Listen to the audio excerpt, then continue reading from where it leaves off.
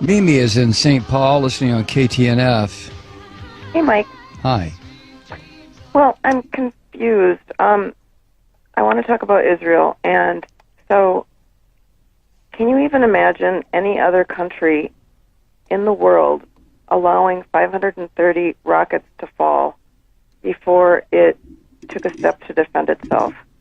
And then hearing the last segment, you guys were talking about not wanting to help fund the Iron Dome. The Iron Dome isn't just to protect Israelis. It's also so that they don't have to fire back and cause casualties in these areas of the Gaza Strip where the population is so densely populated. I just don't know. Tell me what you think would be an acceptable... When are the Israelis supposed to defend themselves? How can they do that? Well, wait a second, Mimi. Let me just turn it around and ask you something. You are a family.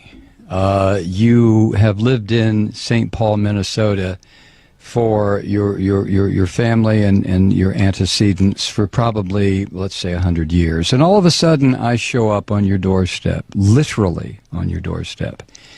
And I say to you, Mimi, get out of this house. This is my house. Let me tell you why it's my house. It's my house because my religion says it's my house. Now get out.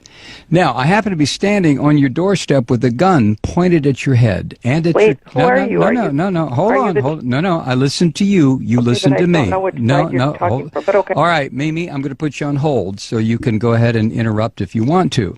But I'm standing on your front porch, and I order you and your family out of your house. And I tell you that it's my house, not your house. And the reason it's my house and my block and my neighborhood is because my religious belief says it's mine. And you sit there and you say, well, no. What are you talking about? We've been here 100 years. I'm sorry.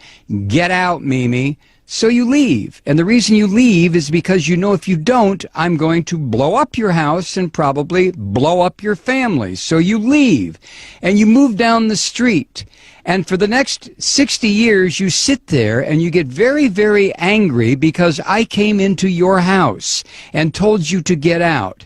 So what you do, Mimi, you decide, well, I know what I'll do. I'm going to start throwing rocks at what used to be my house, and it'll break the windows. That'll make that damn Malloy move. So you start throwing rocks. And then I come outside and I say, Mimi, were you throwing rocks? And you look at me rather sheepishly, and that's when I level an RPG at you and your family and your house, and I pull the trigger, and all of a sudden, whoosh, you're all gone. Now, which is the terrorist? You tell me. But tell me on another phone call, Mimi, because I'm not going to get involved in a big discussion about this. Thank you. Wow. When does Israel have a right to defend itself? Well, when do I have a right to defend myself? I came in and took Mimi's house. So if Mimi attacks me, who's going to say, well, Malloy, you have a right to defend yourself because Mimi's attacking you? And somebody else will say, yeah, but you took Mimi's house. Yeah, but, you know, possession is 9/10 of the law. Nah, possession is 99.9% of the law. And besides, God gave me this land. What the hell is Mimi doing on it? All I had to do was come here and remind her, Mimi, get out. God gave this land to me.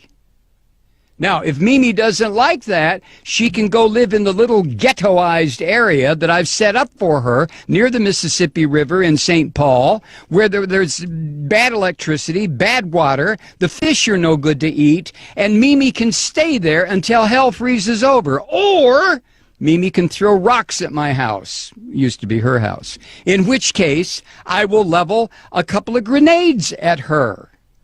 So the question, Mimi, is not, when do I have a right to defend myself? I stole your house. I stole your neighborhood. I stole your friend's house. I stole your friend's house. I stole the corner grocery store. I took it all. When do I have a right to defend myself? You have to be kidding. You have to be kidding. Let me recommend a book for you, Mimi. It was written by Rabbi Meir Kahana. The title is They Must Go. Read it and call me back.